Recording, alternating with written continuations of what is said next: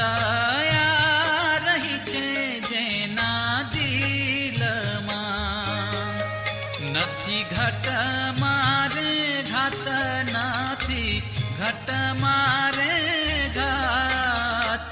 સંત